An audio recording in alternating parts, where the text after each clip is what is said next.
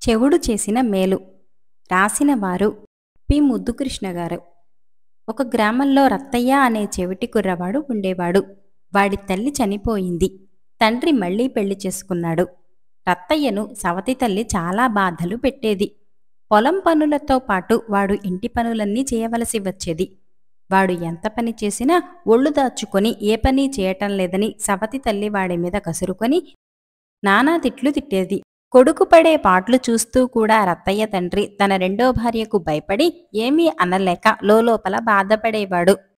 ఒకనాటి రాత్రి పశువుల కొట్టాల్లో పడుకొని నిద్రపోతూ ఉండగా తన సవతి తల్లి కర్రతో సహా తాను ఉన్నవైపు రావటం కనపడింది. ఆ రాత్రివేళ ఆమె తనను చంపటానికి వస్తున్నదని భయపడి రత్తయ్య చడీచప్పుడు కాకుండా లేచి చీకట్లో ఏటో పారిపోయాడు. అలా ఇంటి నుంచి పారిపోయిన రత్తయ్య తిరిగి తిరిగి చివరకు ఒక నగరం చేరాడు. ఆ నగరాన్ని పాలించే రాజు వట్టి అమాయకుడు. ఆయనకు ఒక కల వచ్చింది. తన పెద్దరాణి కుమార్తెను చిన్నరాణి చంపటానికి ప్రయత్నించినట్టు రాజు కలగన్నాడు. వెంటనే మేలుకొని ఆయన కలవరపడ్డాడు.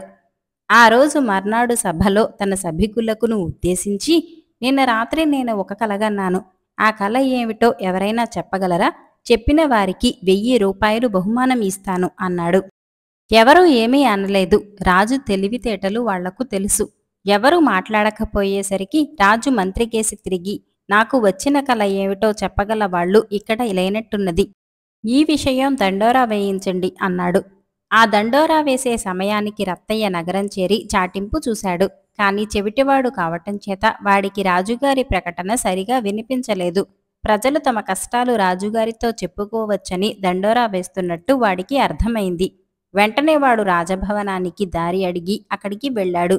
ద్వారం వద్ద రాజభటులు వాణ్ణి అడ్డగించి, రాజుగారి కలలను గురించి చెప్పగలవా అని అడిగారు. వాళ్ల మాటలు వినపడక అవును అన్నాడు రత్తయ్య. భటులు వాణ్ణి తీసుకుపోయి రాజుగారి ముందు పెట్టారు. నాకు వచ్చిన కల గురించి చెబుతావా అని రాజు వాణ్ణి అడిగాడు. రాజుగారు తన కష్టాలు చెప్పమంటున్నాడనుకుని రత్తయ్య, మహారాజా, సవతి తల్లుల అసూయ, వాళ్లు పెట్టే బాధలు అనాదిగా వస్తున్నవే, వాటిని గురించి వివరంగా చెప్పాలా అయినా అని ఇంకేదో చెప్పబోయాడు. కాని రాజుగారు సంతోషంతో భేష్ అని వాడికి 1000 రూపాయలు బహుమానం ఇచ్చి పంపేశాడు. రాజుగారు తన కథ పూర్తిగా వినకుండానే బహుమానం ఇచ్చినందుకు రత్తయ్య ఎంతో సంతోషించి ఇంటికి తిరిగి వెళ్లి జరిగినదంతా తన తండ్రికి చెప్పాడు. అదంతా విన్నవాడి సవతి తల్లి రాజుగారి అండవాడికి ఉన్నదని భయపడి వాణ్ణి బాధలు పెట్టటం మానేసింది. రత్తయ్య కష్టాలు గట్టెక్కాయి. రుణ విముక్తి. రాసినవారు బూర్లె నాగేశ్వరరావు గారు. ఒక గ్రామంలో రంగనాథం అనే పరమలోభి ఉండేవాడు. అతను తన ఇంటి మీద పిచ్చుక్క వాలినా సహించలేకపోయేవాడు. బోలెడంత డబ్బు కూడపెట్టి కూడా కటిక దరిద్రుడిలాగా బతికేవాడు. రంగనాథం భార్య చచ్చిపోయింది. తెలివితేటలు లేని కొడుకు ఒకడు ఉన్నాడు. రంగనాథం వాడికి గంజినీళ్లు మాత్రమే పెట్టేవాడు. వాడు తిండికి ముఖం వాచి, కాని దొరికితే చాలు మిఠాయి దుకాణానికి పోయి ఏదో ఒకటి కొనుక్కు తినేవాడు. డబ్బు కూడపెట్టడానికి రంగనాథం ఒక ఉపాయం చేశాడు. అతను తన ఇంట్లో ఒక మూల గొయ్యి తీసి అందులో ఒక బిందె పాతిపెట్టి దానిమీద పెట్టిన మూతలో డబ్బులు పట్టేంత సందు ఉంచి ఆ సందు తప్ప పైకి బిందె జాడ ఏమీ కనపడకుండా చేశాడు. అతను తనకు వచ్చే డబ్బులో స్వల్పంగా ఖర్చుకు ఉంచుకొని మిగిలినది బిందెలోకి జారవిడిచేవాడు. తండ్రి ఇలా చేయటం కొడుకు ఒకనాడు చూశాడు. కాని డబ్బులను తండ్రి భూమిలో ఎందుకు వేస్తున్నది ఊహించలేకపోయాడు. వాడు తన తండ్రిని, అదేమిటి నాన్న, ఇంకో పూటకు నూకలైనా కొనకుండా చిల్లర డబ్బులు భూమిలోకి జారవిడుస్తున్నావు అని అడిగాడు. రంగనాథం వాడితో, చూడు బాబు, భూమిలో మనకు అప్పు పెట్టిన రుణదాతలు ఉన్నారు. వారికి మనం చాలా ఇయ్యవలసి ఉన్నది. మనం పేదవాళ్లం కనుక ఒక్కసారిగా అంతా ఇచ్చుకోలేం. రోజు కొంచెం కొంచెంగా వారికి ముట్ట చెప్పుతున్నాను. నేను వేసే ప్రతి చిల్లిగవ్వ వారికి ముట్టుతుంది అన్నాడు. ఈ మాట కొడుకు నమ్మేసి తన తండ్రి లోభిగా బతకటం ఇందుకే కాబోలు అనుకున్నాడు. వాడికి రుణదాతల మీద కోపం కూడా కలిగింది. వాడు తండ్రితో, వాళ్ల మూలనాలే కదా మనం కడుపు కట్టుకుంటున్నాం, వాళ్లకు ఇయ్యటం మానేసి మనం 2 పూటలా కడుపు నిండా తింటే సరి అన్నాడు. కొడుకు ధోరణి చూస్తే వాడు తన ప్రయత్నానికి అడ్డం తగిలేటట్టు కనిపించేసరికి వాణ్ణి బెదరకొట్టటానికి రంగనాథం, చూడు బాబు, వాళ్ళు సామాన్యులు కారు. ఒక్కరోజు మనం డబ్బులు వేయటం మానితే పెద్ద పెద్ద కత్తులతో వాళ్ళు మనని నరకటానికి వస్తారు అన్నాడు. రంగనాథం కొడుకు బుర్రలో ఈ మాటలు నాటుకున్నాయి. చలికాలంలో ఒక రాత్రి భోజనాల వేళ ఒక బైరాగి వచ్చి, ధర్మదాతలు పట్టెడు అన్నం పెట్టించండి అంటూ తలుపు తోసి లోపలికి వచ్చాడు. అది చూసి రంగనాథానికి పట్టరాని ఆగ్రహం వచ్చి, ఇది మీ తాత కట్టించిన ధర్మసత్రం కాదు అని అరిచాడు. బైరాగి బిత్తరపోయి, అయ్యా, భోజనం సంగతి దేవుడెరుగు. ఈ రాత్రికి నన్ను ఈ వసారాలో పడుకొనియండి. చాలా చలిగా ఉంది. నేను ఈ ఊరికి కొత్తవాణ్ణి అని ప్రాధేయపడ్డాడు. రంగనాథం మరింత మండిపడి, చెబుతుంటే మనిషివి కాదు, నీకు పరిచర్యలు చేయటానికి నేనేమన్నా బాకీ ఉన్నానా?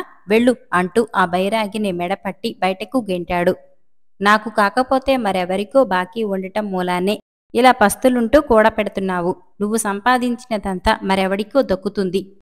దాన్ని అనుభవించే అర్హత నీకుండదు అన్నాడు బైరాగి. నీలాంటి పాపిష్టి ముఖాలను ఇంట్లోకి రానిస్తే అదే జరగవచ్చు. ఈ రాత్రి బయట చలిలో అఘోరించావంటే నీకు తెలుస్తుంది అనుభవం అన్నాడు రంగనాథం కసిగా. సమయం వస్తే నీకు అదే గతి పడుతుంది, మిడిసిపడకు అన్నాడు బైరాగి. లంకంత ఇల్లు ఉండగా నాకెందుకు అలా జరుగుతుందిరా? వీధులన్నీ ఉన్నది నీలాంటి వెధవల కోసమేరా అంటూ రంగనాథం దబీమని తలుపు మూశాడు. కొన్నాళ్ల అనంతరం రంగనాథానికి అనుకోకుండా ప్రయాణం తగిలింది.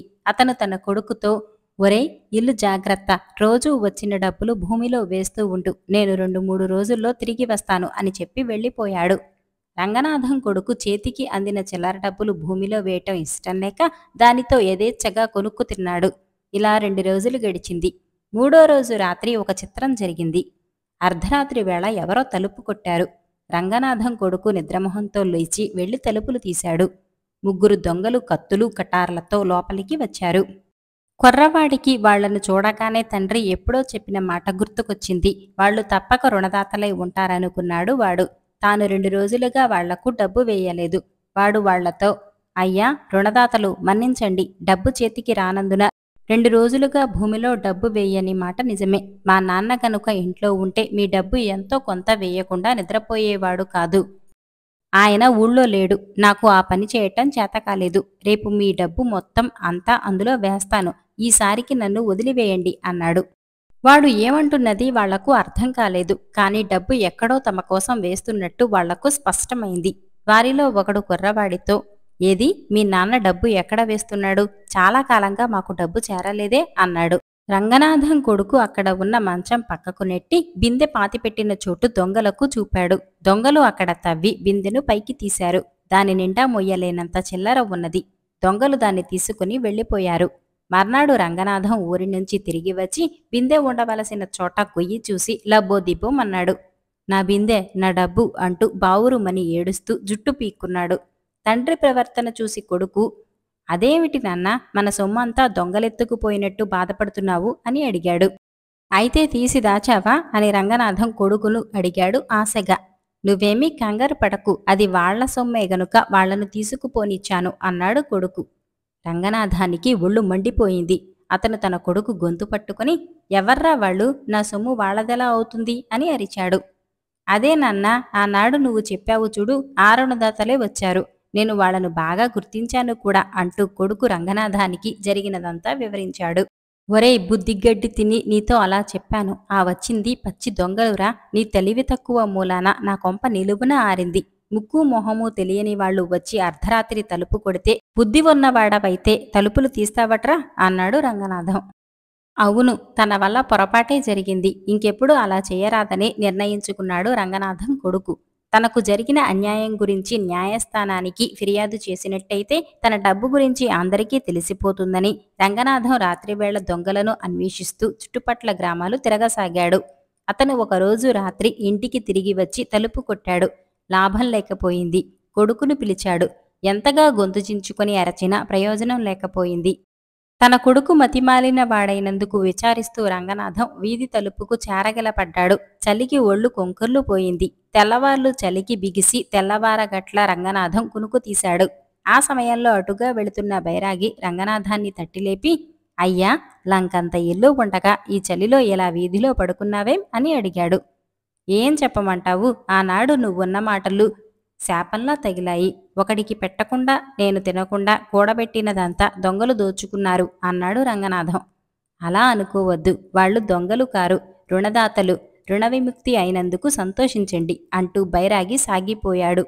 ఆనాటి నుంచి రంగనాథం మారిపోయి తాను తింటూ ఇతరులకు ఇంత పెడుతూ సుఖంగా చాలా కాలం జీవించాడు. విష్ణుశాస్త్రి. రామాపురంలో విష్ణుశాస్త్రి అనే బ్రాహ్మణుడు ఉండేవాడు. అతడు చాలా అమాయకుడు.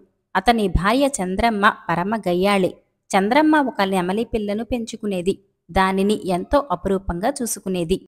ఒకరోజు రాత్రి చంద్రమ్మ నెమలిని నక్క ఎత్తుకుపోవటం చూసింది.